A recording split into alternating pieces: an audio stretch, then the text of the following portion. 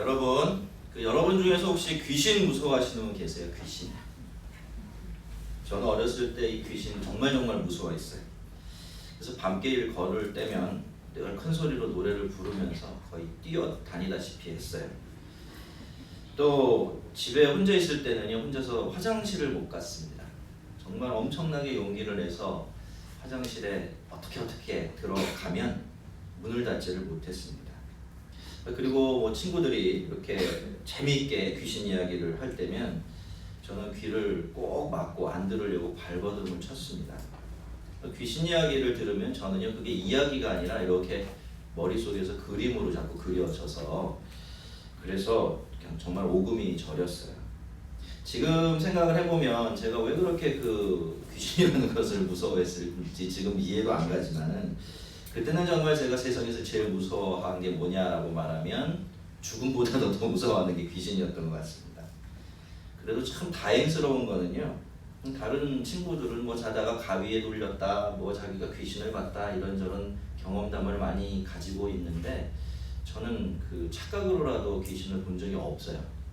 아마 제가 실수로라도 착각으로라도 귀신을 보는 경험을 했다면 아마 오늘 이 자리에 여러분 앞에 없을지도 몰라요. 그냥 그 자리로 해서 어디로 갔겠죠. 여러분, 사람은 자기가 잘 모르는 것을 두려워하게 되어 있습니다. 알고 나면 피식 웃어버릴 거지만 모르기 때문에 늘 두려움에 떨면서 그렇게 살 때가 있지요. 이런 두려움에 한몫을 하는 것이 바로 이건 그럴 것이다 라고 하고 있는 우리 자신의 상상력이고요. 또 다른 사람들이 들려주는 경험담이지요. 제가 귀신을 그렇게 무서워했던 이유도 똑같았던 것 같습니다. 전설의 고향. 우리 어렸을 때 그런 거 굉장히 많이 했어요. 또 효과음까지 막 슉슉 집어넣으면서 그럴듯하게 꾸며내서 들려주는 친구들의 귀신 이야기. 그리고 거기에 덧붙여진 저의 상상력은 이 귀신이라는 아무것도, 정말 있는지 없는지도 모르는 이런 것들을 정말 엄청난 것으로 생각하면서 무서움에 벌벌 떨게 만들었던 것 같습니다. 그렇게 보면 여러분, 사람들이 귀신을 하나님처럼 무서워하고 또 섬기게 되는 것도 다 그럴 수 있겠다 싶어요. 그분들이 살아가고 있는 세계에서는 그만큼 귀신이라는 것이 무섭고 큰 존재이기 때문이겠죠. 오늘 본문 말씀은 전체가 다 천사와 예수님을 비교하는 그런 내용으로 되어 있는데요. 성도 여러분, 천사가 있을까요? 없을까요? 천사는 있다고 생각하시는 분은 큰 소리로 대답해 보세요. 천사는 있습니까? 네, 맞습니다, 여러분. 물론 그 사람들이 흔히 이제 상상을 하는 것처럼 뭐 이런 얘기가 굉장히 생소하게 들리시는 분들도 계실 것 같은데, 이렇게 날개를 달고요, 별 달린 지팡이 하나 들고 머리에는 나 죽었어 하는 동그란 링 하나 달고 뽀르르 날아다니는 그런 토실토실한 아기의 모습을 하고 있는 것은 아니지만요, 천사는 분명히 있습니다. 그리고 이 천사는 하나님의 종으로서 하나님께서 시키시는 일을 하는 것이 임무로 되어 있고, 성경을 보면 천사들은요, 단순히 하나님 대신 이렇게 일을 하고 또 하나님 말씀을 전하는 일을 하기도 하지만 정말 중요한 역할을 한 가지 더 하고 있었는데, 그것은 하나님께서 그 천사를 통해서 자기를 다른 사람들에게 나타내시는 일을 했다라는 겁니다. 그래서 성경에 보면 천사를 본 사람들에 대한 기록은 다 어떻게 돼 있죠? 천사를 보자마자 두려움에 벌벌 떨면서 그 앞에 납작 엎드리게 되는 거죠. 게다가 천사에게는 사람에게는 없는 엄청난 초자연적인 능력이 있습니다. 그 능력으로 성도들과 함께하면서 성도들을 지키고 보호해주고 성도들이 걸어가는 믿음의 길을 이렇게 도와주지요.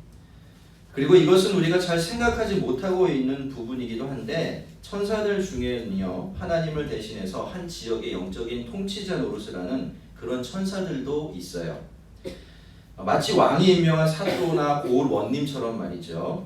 욥기에 나오는 하늘 회의 장면이 있잖아요. 거기 보면 하나님이 가운데 계시고 주변에 대신들처럼 천사들이 둘러 있어요.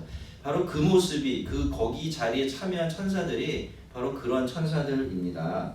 그리고 이 바울이, 우리가 바울 서신을 보면 권세, 통치, 능력 뭐 이런 단어를 쓰잖아요. 그죠? 그게 뭐냐면 다 그런 천사들이 가지고 있는 직책의 이름이에요.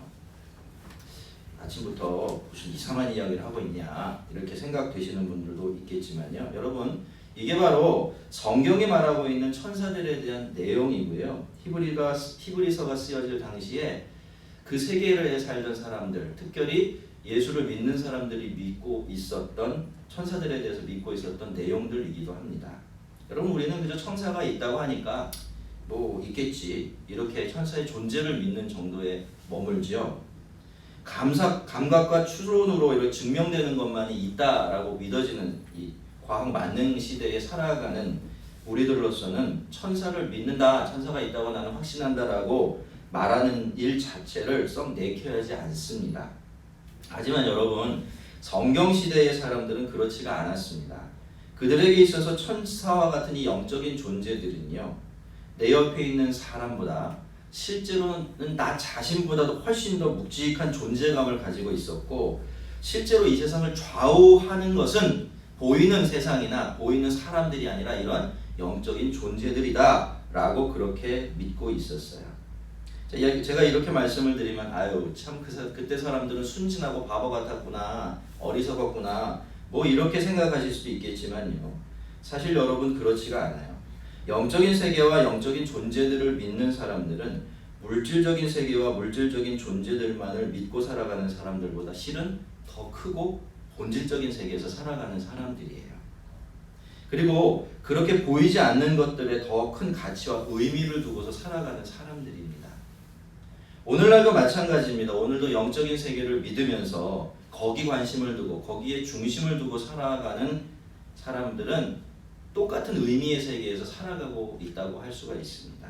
하지만 이게 아무리 좋은 것이라도 과유불급이죠, 여러분. 천사를 그렇게 믿고 의식하면서 살아가는 것까지는 참 좋은데, 그러다가 성도들 중에서는 예수님이 아니라 천사 쪽으로 더 기울어져 버리는 사람들이 나타나기 시작했습니다. 예수님보다는 천사가 훨씬 더 가깝고 훨씬 더 신비하고 더 직접적인 도움을 주고 있다라고 믿고 있었기 때문이죠. 게다가 그들은 하나님께서 하나님의 말씀을 전달해 주실 때면 늘 천사가 그 매개자의 역할을 했다라고 믿고 있었던지라, 이 사람들의 실제의 삶과 신앙에서 천사가 차지하는 비중은 무시할 정도가 아니었습니다. 굉장히 컸던 거죠. 그래서 그것이 때로는 예수님이 이들의 신앙과 삶에 미치는 영향보다 훨씬 더 커져버리고 만 것입니다. 4절부터 이어지는 마지막 절까지, 오늘 1장 마지막 절까지 이어지는 모든 내용들은 그래서 그 문제를 바로잡기 위해서 바울이 써내려간 부분이에요. 한번 따라해 보겠습니다, 여러분. 예수님이 최고다. 예수님이 최고다. 예수님이 전부다. 예수님이 전부다. 여러분 한마디로 하면요, 이것이 바로 히브리서가 우리에게 들려주고 싶어하는 메시지예요. 예수님이 최고입니다. 예수님이 전부입니다. 그래서 우리는 그 어떤 것도 예수님보다 앞세워서는 안 되고 예수님을 우리는 벗어나면 안 됩니다. 그런데 어떻습니까? 예수를 믿다 보면 자꾸자꾸 예수님보다는 다른 것에 마음을 빼앗기게 되죠. 예수님께 덕분에 알게 된 것, 예수님 덕분에 얻게 된 것, 이런 것들에 우리의 마음을 빼앗겨 버립니다. 예수님이 아닌 그 다른 어떤 것이 예수님이 있어야 될 그 자리에 자꾸 올라가게 되는 겁니다. 마치 그 옛날 성도들에게 천사라는 존재가 그랬던 것처럼 우리 주변에 있는 수많은 것들은 지금 예수님과 경쟁하고 있고요. 그리고 때로는 예수님의 자리를 뺏기도 합니다. 오늘은 본문 말씀을 따라 우리 주님이 천사보다 어디가 얼마나 어떻게 더 탁월한 분이신지, 우리가 믿는 주님은 어떤 부분에서 정말 독보적인 분이신지, 이런 것들을 좀 살펴보려고 하는데요.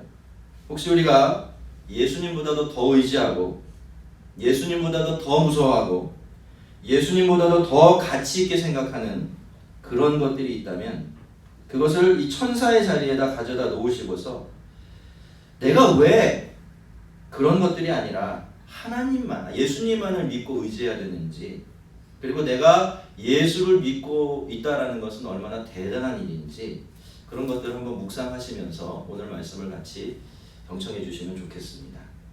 우선 4절은 그가 천사보다 뛰어남은 그들보다 더욱 아름다운 이름을 기업으로 얻으심이니 라고 시작되고 있는데요. 여러분, 우리 주님께서 천사들보다 뛰어나신 것은요, 주님만이 가지고 계시고 주님만이 가질 수 있는 어떤 이름 때문이에요. 아름답고 특별한 이름 때문이죠. 그러니까 예수님은 예수님이 가지고 있는 그 이름에 뛰어난 만큼, 아름다운 만큼, 소중한 만큼 천사들보다 그만큼 비교할 수 없을 정도로 탁월하고 아름답고 놀라운 분이 되시는 거예요. 자, 그러면 그 이름이 무엇일까요? 그 뒷구절을 보시면 그 이름은 바로 아들이라는 이름이고, 7절로 가보시면 맏아들이라는 이름이에요. 히브리서는 예수님이 아니라 천사를, 그리고 예수님이 아닌 다른 어떤 것들을 붙들려고 하는 모든 성도들에게 이렇게 묻고 있습니다. 어느 때에 천사 중에 누구에게 너는 내 아들이라, 오늘 내가 너를 낳았다 라고 하셨으며, 또다시 나는 그에게 아버지가 되고 그는 내게 아들이 되리라 하셨느냐 라고 묻고 있습니다. 여러분, 천사들 중에요, 하나님으로부터 아들이라는 소리를 들은 천사가 있습니까? 없습니까? 내가 너를 낳았다 라는 이야기 들은 천사가 있나요? 없나요? 하나도 없습니다. 그렇지만 우리 주님은 우리가 신약 성경을 보면 2번씩이나 그런 말씀 들으셨어요. 첫 번째는 세례를 받으실 때, 그리고 나중에 거의 예수님 십자가 지기 직전에 변화산에 올라가셨을 때, 이는 내가 기뻐하는 자, 내 사랑하는 자다 라는 말을 2번씩이나 연거푸 들으셨어요. 근데 여러분, 여기 지금 제가 말씀드린 이 5절 말씀은 사실은 구약 성경에서 가져온 말씀이에요. 너는 내 아들이라, 오늘 내가 너를 낳았다 라는 이 말씀, 오늘은 좀 공부를 많이 할 거예요. 정신 바짝 좀 차리시고 잘 따라오시면 좋겠어요. 너는 내 아들이라, 오늘 내가 너를 낳았다 라는 말씀은 시편 2편 그리고 7절에 나오는 말씀이고요. 나는 그에게 아버지가 되고 그는 내게 아들이 되리라 라는 이 말씀은 사무엘하 7장 14절에 나오는 말씀입니다. 그리고 시편 2편도 그렇고요, 사무엘하 4장도 그렇고, 모든 말씀들이 다윗의 자손들이 왕이 되는 것과 관련되어 있는 말씀들이고, 이 말씀들이 주로 언제 사용이 되었느냐면 다윗의 자손에서 왕이 나와서 그들이 왕의 즉위식을 할 때 그 자리에서 울려 퍼졌던 말이에요. 이 말을 전 왕이 후임이 되는 왕에게 이렇게 들려주게 되어 있었던 그런 말씀인 것이죠. 그러니까 여러분, 여기 내 아들이다 라는 말은 그저 이 아이가 내 아들이다 라는 이런 의미만 담은 말이 아니라, 너는 내 아들이야, 너만이 내 맏아들이야, 그래서 너에게만 왕권을 줄 수가 있고 너만 왕이 될 자격이 있어 라고 하는 공식적인 선포가 되는 것이죠. 그런데 우리가 이 말씀의 범위를 조금 넓혀서 이 2구절들을 둘러싸고 있는 말씀들을 살펴보면요, 모두 다윗의 혈통에서 나온 인간 왕들에게는 절대로 해당될 수 없는 그런 말씀들이 나와요. 시편 2편 8절과 9절에서는요, 그 아들에게 내게 구하라, 내가 이방 나라를 내 유업으로 주리니 내 소유가 땅 끝까지 이르리로다. 내가 철장으로 그들을 깨트리며 질그릇같이 부수리라 라고 약속을 하고 있고요. 사무엘하 7장 13절에서는 그는 내 이름을 위하여 집을 건축할 것이요, 나는 그의 나라의 왕위를 영원히 견고하게 할 것이다 라고 이렇게 말해요. 약속인데요. 근데 여러분, 우리가 아무리 다윗 왕조의 역사를 들춰보아도 그들 중에서 이런 왕이 나왔다는 적이 하나도 없어, 한 번도 없습니다. 그 어떤 왕도 온 세상을 다스리는 왕이 된 적이 없고요, 그 나라를 영원히 다스린 적이 없어요. 그리고요, 여러분, 우리가 가만히 생각해 보면 이건 다윗 왕조에게만 해당되는 이야기가 아니에요. 세상에 그 어떤 대단한 사람이 나타나도 그 사람 온 세계를 다스릴 수가 없어요. 그렇죠? 그리고 게다가 그 나라를 영원히 다스린다? 있을 수가 없는 일이죠. 그러니 애초부터 이 2 말씀은 어떤 사람을 향해 있었던 말씀이 아니라 다윗의 자손 중에서 나올 어떤 사람이 아닌 왕, 그에게 주어질 말씀으로 예비되고 있었던 거죠. 자, 그런데 이제 히브리서는 그 아들이 예수님이고 그 맏아들이 누구다? 우리가 믿는 그리스도다 라고 이렇게 선포하고 있습니다. 예수님만이 다윗의 자손이시면서 동시에 세상을 영원히 다스리시는 하나님이시기 때문입니다. 성도 여러분, 우리가 왜 예수가 아닌 다른 것을 믿으면 안 되죠? 왜 천사라도 예수님을 대신하도록 내버려두면 안 됩니까? 그것은 예수님만이 하나님께서 낳으신 하나님의 맏아들이시기 때문입니다. 그래서 예수님만이 하나님 나라의 왕이 될 자격이 있고 그 나라를 영원히 흔들림 없이 통치하실 수 있기 때문이에요. 1장 3절이 분명하게 말하고 있듯이 예수님은 그의 능력의 말씀으로 만물을 붙드시며 죄를 정결케 하신 일을 하시고 높은 곳에 계신 지극히 크신 이의 우편에 앉으셨기 때문입니다. 예수님만이요, 우리가 말하는 그 영원한 하늘나라의 영원한 왕이 되어서 그 나라를 완전 무결하게 영원히 다스릴 수 있으시기 때문에 만약에 우리가 천국에 대한 소망을 품고 있다면 우리는 절대로 다른 것을 예수님의 자리에 놓아서는 안 되는 겁니다. 여러분, 천사는 아들이라는 이름을 가질 수가 없어요. 왜 그렇죠? 천사는 아들이 아니라 종이기 때문이에요. 그래서 6절은 이렇게 말하고 있어요. 또 그가 맏아들을 이끌어 세상에 다시 들어오게 하실 때. 언제를 말하는 걸까요? 그래서 예수님의 재림시를 말하는 겁니다. 이 말에 대해, 이 구절에 대해서 이런저런 설명이 많은데 제가 자료를 다 찾아보고 심사숙고 해보니까 그래도 이 말씀은 시제가 미래로 되어 있기 때문에 이 말씀은 그 예수님의 재림시를 말하는 것으로 보아야 할 것 같습니다. 자, 그때 하나님이 천사들에게 뭐라고 명령하세요? 모든 천사들은 그에게 경배할지어다 이렇게 말해요.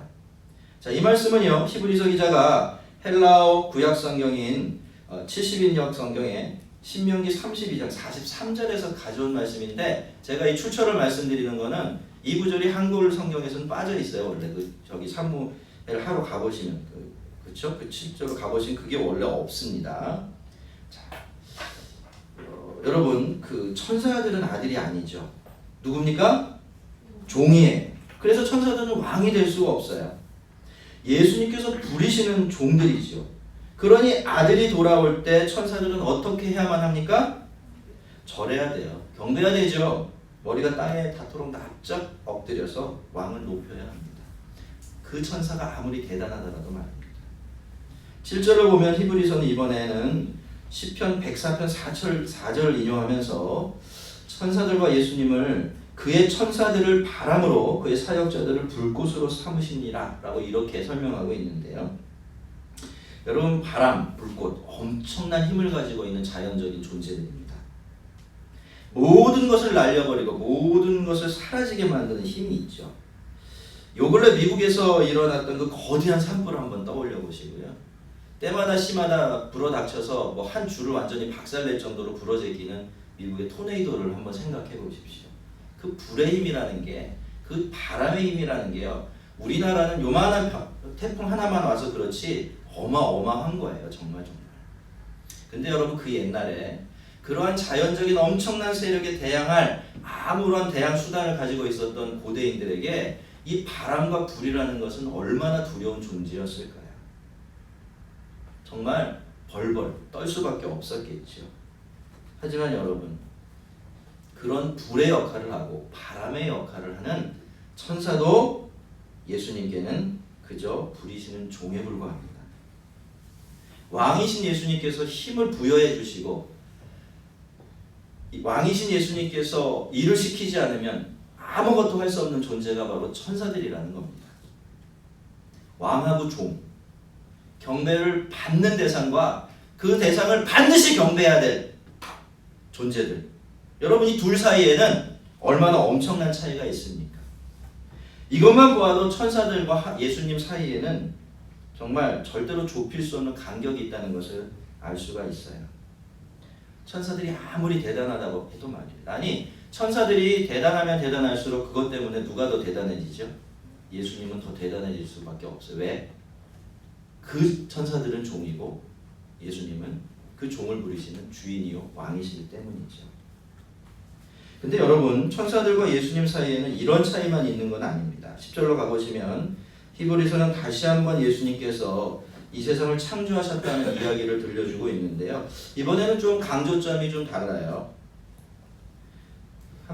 또 주여 태초에 주께서 땅의 기초를 두셨으며 오늘도 하늘도 주의 손으로 지으신 바라. 10절은 먼저 예수님께서 하늘과 땅을 지으신 장본인이라고 이렇게 이야기하면서 시작을 하고 있는데요. 근데 여러분 하나님께서 혹은 예수님께서 땅과 하늘을 지었다라는 말이 무슨 뜻이죠? 그저 땅을 만들고 하늘을 만들었다라는 그런 뜻입니까? 그렇지 않지요. 그 안에 존재하는 모든 것들을 같이 지었다는 뜻입니다. 하늘과 땅에 있는 모든 것들, 그 하늘과 땅에 기대어서 살아갈 수밖에 없는 모든 존재들, 그 모든 것들을 통틀어서 다 누가 지었다? 누가 만들었다? 예수님이 만들었다. 그렇게 이야기하는 것입니다. 그런데 그러면서 11절에서는요. 그 피조물들을 이렇게 말해요. 그것들은 멸망할 것이며 그것들은 다 옷과 같이 낡아질 것이다. 그래서 옷처럼 갈아입으면 갈아입힐 수밖에 없고요. 입혀질 수밖에 없고 옷처럼 변할 수밖에 없다라고 말해요. 여기 멸망한다는 말이 나오는데 이거 심판받는다는 이야기가 아니고요. 시간이 흘러감에 따라서 점점 쇠락해 간다라는 그런 뜻이에요. 여러분 우리가 보기에 이 세상과 자연이요. 천년만년 그 모습 그대로 있는 것 같습니다. 하지만 여러분 몇 년 못 살다가 하는 우리가 보니까 그렇지 영원히 계시는 하나님의 입장, 예수님의 입장에서 이 만물을 보면 어떻게 보일까요? 그것은 마치 금세 더러워지고 낡아져 버려서 갈아입어야 하고 더 이상 쓸모없어서 둘둘 말아서 그냥 쓰레기통에 던져야 되는 그런 옷과도 같습니다. 하지만 우리 주님은 영존하시죠? 영원히 계십니다. 예수님은 여전하시고 그분의 연대는 다함이 없습니다. 자, 우리는 오랜만에 사람을 만나면 어유 여전하시네요 라고 인사를 건네곤 합니다. 아니 몇 년이 지났는데 그대로시네요 이렇게 인사를 건네요. 기분이 참 좋습니다. 나도 모르게 입이 귀에 걸리게 되죠.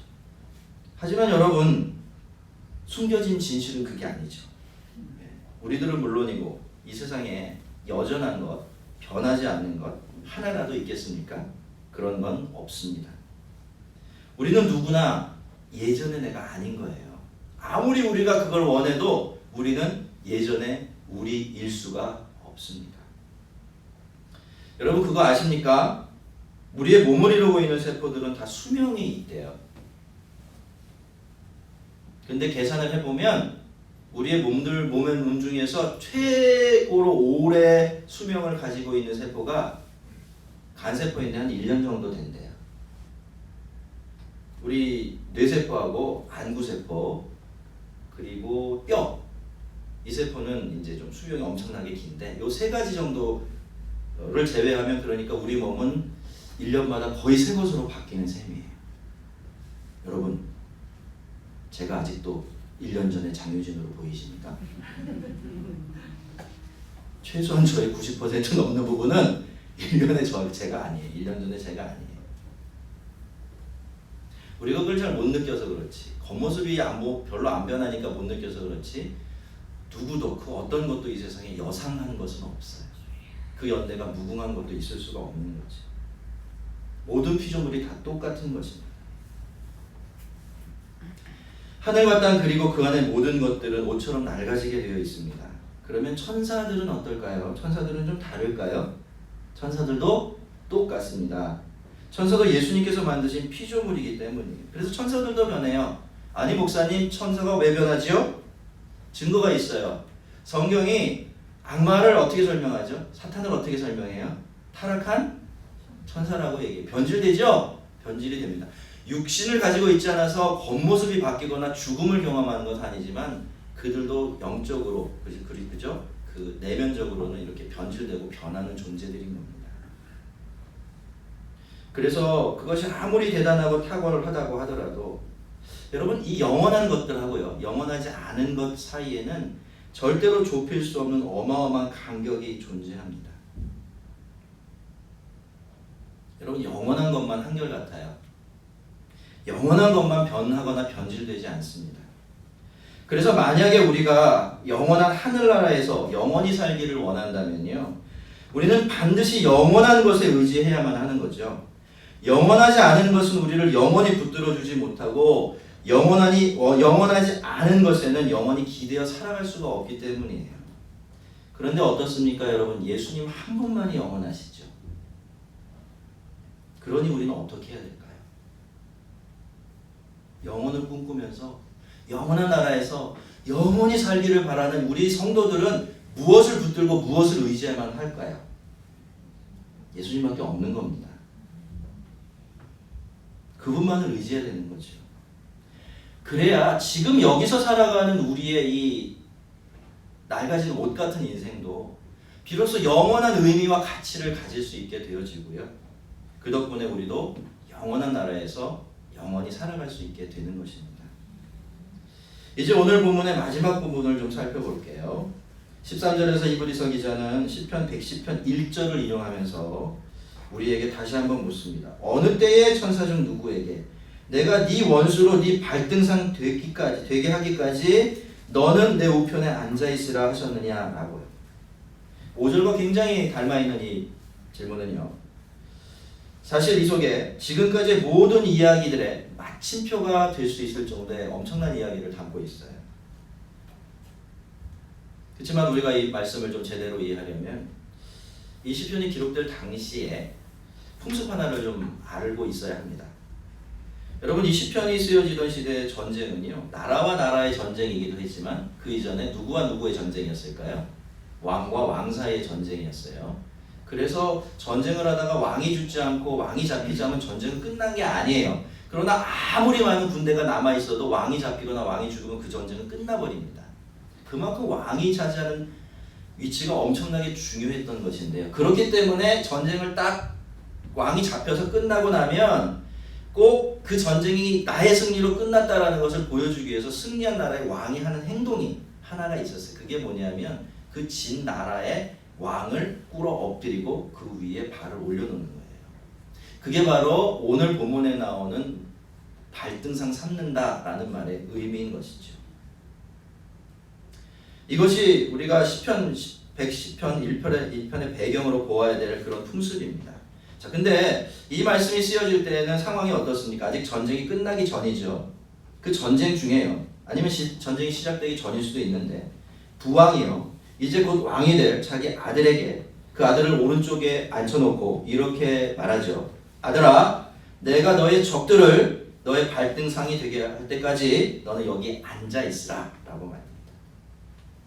그런데 사실 여러분, 이 시편 110편은요 그냥 시편하고 굉장히 다른 점이 있는 시편이에요. 여러분, 성경에는 시편 중에는 크게 5가지 시편이 있는데 그 중에서 메시아 시편이라는 게 있어요. 그러니까 이 시편은 예언시예요. 누구를 향한 예언시죠? 나중에 세상에 오실 메시아가 어떤 분이 되실 것인지를 예언하는 예언시인데 이 시편 110편이 대표적인 메시아 시편이에요. 그러니까 이 시편은 사람에 대한 이야기가 아니죠. 누구에 대한 이야기입니까? 예수님, 그리고 여기 나오는 아버지, 누구죠? 하나님에 관한 이야기가 될 수밖에 없어요. 그러면 자, 이 이야기가 어떤 이야기를 들려주기 위해서 지금 쓰여지고 있는 짓을 알 수가 있는데, 자, 한 가지는 더 풀어야 되겠죠. 그러면 여기 나오는 원수는 누구냐는 겁니다. 여기 나오는 원수, 하나님의 원수, 예수님의 원수, 누구죠? 사탄이죠. 예, 하나님을 대적하는 모든 영적인 세력을 의미하는 겁니다. 근데 여러분, 그것도 심각한 대적들이지만 성경을 보면 예수님이 하나님이 마지막으로 정복하시겠다라고 약속하신 진짜 엄청난 대적 하나가 더 나와요. 그게 누구인가 하면은 그 답은 고린도전서 15장 24절 이하에 나오는데요. 한번 찾아보겠습니다. 신약성경 282페이지입니다. 고린도전서 15장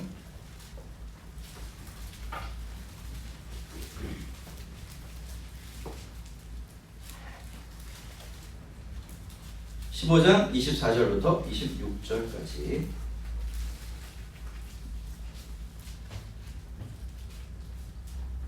자, 같이 한번 읽겠습니다. 그 후에는 마지막이니 그가 모든 통치와 모든 권세와 능력을 면하시고 나라를 아버지 하나님께 바칠 때라. 그가 모든 원수를 그 발 아래 둘 때까지 반드시 왕노릇 하시리니 맨 나중에 멸망받을 원수는 사망이니라. 자, 여러분, 앞부분에 나오는 통치, 권세, 능력은 하나님께 대적하는 모든 영적인 존재들을 의미하는 거죠. 그 계급을 말하는 겁니다. 사탄과 졸개들을 의미하는 거예요. 그러면 마지막으로 예수님께서 당신의 발 아래 둘 원수는 누구죠? 사망입니다. 우리가 죽음이라고 부르는, 우리가 그렇게 무서워서 벌벌 떠는 그 사망이 바로 마지막 원수예요. 그런데 여러분 어떻습니까? 그 마지막 원수, 이 세상 그 누구도 단 한 번도 이겨보지 못한 그 마지막 원수인 죽음도 결국 누구의 발밑에 놓여지게 돼요? 예수님의 발 아래 발등상이 될 수밖에 없는 겁니다. 바로 이것이 시편 110편 1절과 오늘 히브리서 13절, 그죠? 1장 13절 말씀 우리에게 들려주는 복음 중에 복음인 것입니다. 근데 여러분 이제 이 말씀은요 더 이상 미래의 일이 아니죠. 예언이 아니죠. 이미 죽은 예수님의 발등상이 되었습니다. 예수님께 박살나서 재기불능 상태가 되었어요. 언제 그렇게 되었나요?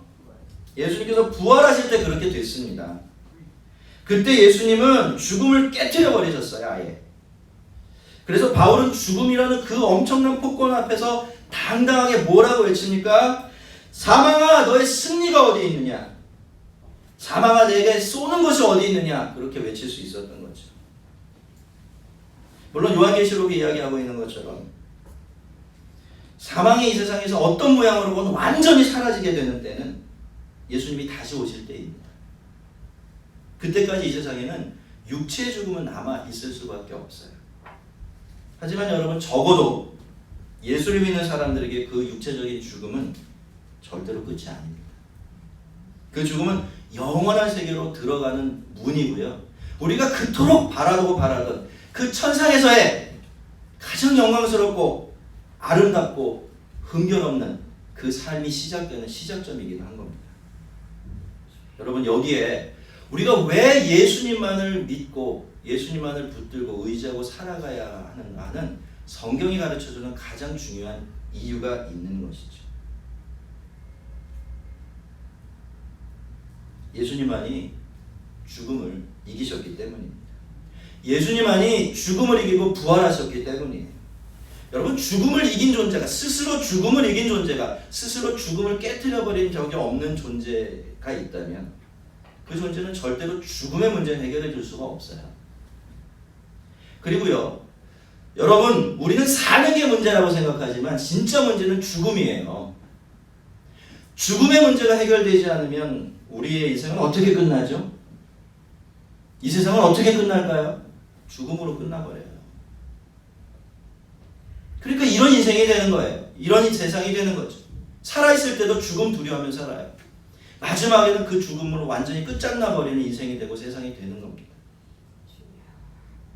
그런데 예수님은 그 죽음을 끝장내셨습니다. 믿습니까? 그러니 여러분 우리가 붙들고 의지하고 따라가야 될 유일한 존재가 있다면 그가 누구일까요? 예수 그리스도 한 분밖에 없는 겁니다. 그래야 죽음을 이기신 그 예수 그리스도의 부활의 생명이 우리 안으로 들어와서 우리가 죽어도 다시 살게 할 뿐만이 아니라 영원히 살게 하는 능력이 될 수 있기 때문이에요. 마지막 13, 14절은요 참 재미있는 후기 같은 식으로 기록이 되어 있습니다. 제가 생각하기에 상상해보건대 이야기를 하면서 히브리서 기자는 빙긋이 웃었을 것 같아요. 왜냐하면 지금 이 마지막 이야기는 그래서 덧붙여진 것 같습니다. 그럼에도 불구하고 여전히 아니야 그래도 나는 천사를 섬길 거야 라고 고집부리는 사람이 있었을 것이고 그래서 그 사람들 향해서 마지막 펀치 카운터 펀치를 날리고 있는 거예요. 회심의 일격을 날린 건데요. 이렇게 묻고 있어요. 모든 천사들은 무슨 영? 섬기는 영으로서 누구를? 구원받은 상속자들을 위하여 어떻게 하라고? 섬기라고 보내심이 아니냐 이렇게 물어요. 위에서도 히브리서가 비슷한 이야기를 했습니다만 천사는 아들이 아니라 종이고요. 왕이 아니라 예수님의 심부름꾼이에요. 근데 지금 2부절에서는 거기서 한 걸음 더 나아가고 있어요. 충격적인데요. 여러분 이번에는 그 천사들이 누구를 섬긴다고 말합니까? 구원받은 아들 상속자들을 섬긴다고 말해요. 그러면 이게 누구지요? 여러분이에요. 여러분. 그죠? 우리들입니다. 저와 여러분 같은 성도들, 하나님의 자녀들입니다. 성도는 우리는 누구입니까? 우리의 신분은 무엇이에요? 알고 계십니까? 우리는요 하나님의 자녀예요. 한 번도 놀라는 분이 안 계십니다. 매일 쓰는 거니까 전혀 놀라지 않죠. 우리는요 하나님의 자녀예요. 이거 정말 어마어마한 이야기예요. 어느 정도로 어마어마합니까? 천사들도요 우리 아래예요. 천사들도 우리 아래에 있어요. 우리는 하나님 다음이라고 생각해요. 예수님 다음이라고 생각했는데 그 천사들도 우리 아래에 있어요. 단순히 계급이 아래일 뿐만이 아니라 그들은 놀랍게도 우리의 종노릇을 합니다. 그들이 우리보다 큰 힘을 가지고 있고 우리의 구원을 이루기 위해서 늘 우리 옆에서 조력자로 지켜주고 도와주고 있어서 그들의 역할이 우리의 삶에 굉장히 큰 것, 우리의 신앙에 있어서 큰 것은 사실이지만 그럼에도 불구하고 그 천사는 하나님께서 우리를 위해서 보내주신 존재예요. 어떻게 하라고? 우리가 구원 얻을 때까지 우리를 지켜주고 우리를 돕고 우리를 섬기게 하기 위해서 보내신 우리의 조력자들입니다. 자, 그러면 천사들만 그런가요? 아닙니다, 여러분. 세상의 모든 것이 다 마찬가지예요. 우리가 좋아하고 두려워하고 사랑하고 의지하는 모든 것들, 그래서 때로는 우리 자신도 모르게 자꾸 하나님보다 앞세우고 예수님의 자리에 올려놓는 그것들, 그 모든 것들도 다 똑같습니다. 그런 것들은 우리가 섬길 만한 것도 아니고 의지할 만한 것도 아니고 믿을 만한 것도 못 됩니다. 왜냐하면 그런 것들은 그저 하나님께서 우리에게 도움이 되라고 우리에게 보내주신 그런 것들이기 때문입니다. 마치 천사처럼 말입니다. 그렇지 않은 것 천사밖에 아니 예수님밖에 없어요. 우리 주님밖에 없습니다. 왜죠? 예수님은 그저 우리를 돕는 분이 아니라 우리를 구원하시는 분이시고, 그렇죠? 그리고 우리를 섬기는 분이 아니라 우리의 주인이시기 때문입니다. 그래서 우리는 예수님만 믿고 예수님만 의지해야 합니다. 그럴 만한 자격과 가치와 능력을 다 갖추고 계신 분은 예수님 한 분밖에 없기 때문이에요. 여러분, 그 옛날 성도들의 신앙 속에서는 예수님과 천사가 경쟁자였어요. 하지만 오늘날 우리의 신앙 속에서는 예수님과 경쟁하고 있는 것이 너무나 많습니다. 왜냐하면 이 세상에 힘을 가진 것이 그만큼 더 많아졌기 때문이에요. 하지만 여러분, 천사가 예수님의 경쟁자가 될 수 없다면 이 세상 그 어떤 것도 예수님의 경쟁자가 될 수는 없습니다. 우리는 그렇게 되도록 그냥 내버려두면 안 돼요. 우리는 예수님 덕분에 하나님의 자녀가 되었고 예수님처럼 하늘의 상속자가 되었습니다. 예수님 밖에는, 그리고 하나님 밖에는 우리 위에 아무것도 없습니다. 아무리 힘이 세고 아무리 좋은 것이 있어도 그것은 결국 우리를 섬기게 하기 위해서 하나님이 우리에게 주신 것들입니다. 우리는 절대로 그런 것들 섬겨서는 안 되고요. 그것을 우리 자신보다, 그리고 무엇보다 예수님보다 앞에 두어서는 안 됩니다. 여러분, 이게 우리가 살아가야 될 순서예요. 맨 꼭대기에 누가 계세요? 하나님과 그 다음에 천사가 있어요? 그 다음에 만물이 있나요? 아니죠. 하나님이 있고 예수님이 계시고 그 다음에는 우리가 있어요. 잊지 마세요. 그게 순서입니다. 그 다음에 뭐가 있죠? 천사가 있고 만물이 있고 그렇게 가는 겁니다. 여러분, 이게 우리가 살아가야 될 순서예요. 이 순서를 꼭 기억하시고 이 순서를 따라서 사시고 이 순서를 잘 지켜내시기를 바랍니다. 그래야만 여러분 우리의 삶은 영광스럽고 우리의 인생은 영원과 이따은 그런 인생이 될 수가 있습니다. 먼 훗날 우리 주님과 함께 죽음까지 완전히 예수님의 발 아래 놓여져 있는 그 세상을 주님과 함께 다스릴 그 날을 꿈꾸시면서 하나님의 자녀이고 또 하나님의 상속자라는 성도의 자존심 잘 지켜내며 사시기를 주의 이름으로 축원합니다. 우리 같이 기도하겠습니다.